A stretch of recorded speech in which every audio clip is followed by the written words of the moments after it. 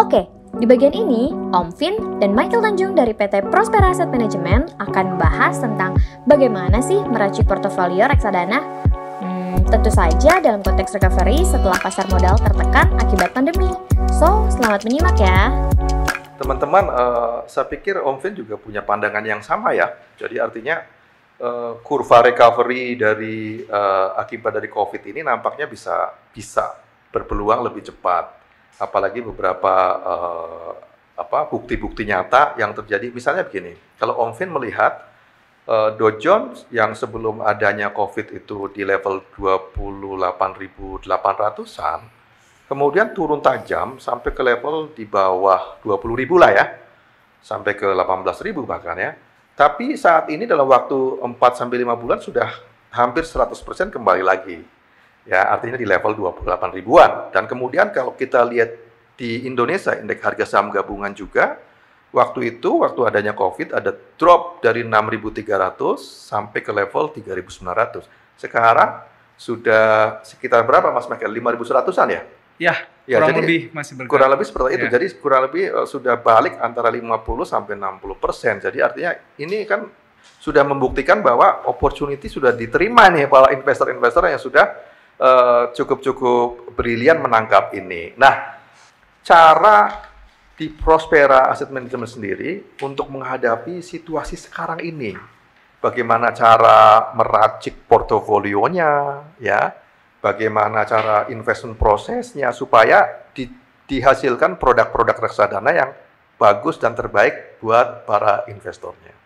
Ya Om, jadi sejak IHSG terkoreksi dari 6.500 ke 3.900 ya tadi kalau tidak salah. Iya. Itu banyak saham-saham atau perusahaan-perusahaan blue chip itu yang juga terkoreksi dalam.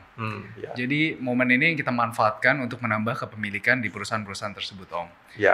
Nah, jadi secara general strategi investasi kami di Prospera saat ini memang berfokus pada perusahaan berkualitas, tapi yang sahamnya juga liquid. Ya. Karena saat ini memang likuiditas itu menjadi prioritas kami dalam memilih saham. Jadi kalau dari aspek fundamental dipilih saham-saham yang under value ya, atau harganya masih di bawah harga wajarnya ya.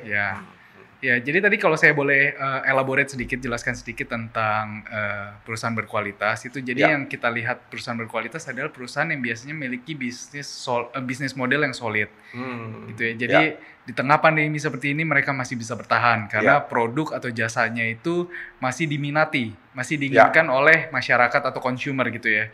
Jadi mereka tanpa harus banting harga gila-gilaan, mereka masih bisa maintain revenue share-nya, Om.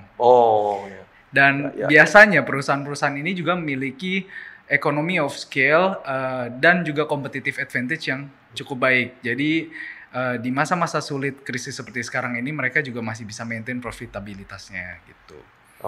Oke, Mas Michael, pengen tanya lagi nih Om Vin ya, lebih lanjut.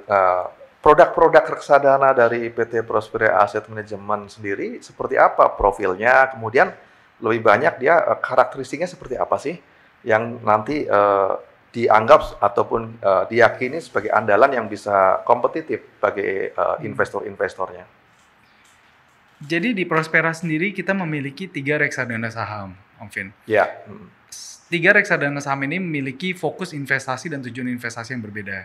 Jadi yang pertama itu kita punya yang namanya Prospera BUMN Growth Fund. Jadi Prospera BUMN Growth Fund ini fokus investasinya tentunya di perusahaan-perusahaan BUMN. Lalu yang kedua kita ada namanya Prospera Saham SMC. Nah, SMC sendiri singkatan dari Small Mid Cap. Jadi produk ini fokus investasinya itu di perusahaan berkapitalisasi kecil dan menengah. Nah, yang terakhir itu untuk reksadana saham kita ada namanya Prospera Bijak. Nah, Prospera Bijak ini bisa dibilang yang paling fleksibel, Om. Karena batasan investasinya itu lebih luas. Artinya memang temanya sendiri itu bisa dibilang freestyle gitu. Di sesi obrolan terakhir setelah ini, kita akan bahas tentang hikmah krisis dan bagaimana saran investasi reksadana untuk milenial. Terima kasih sudah menyimak.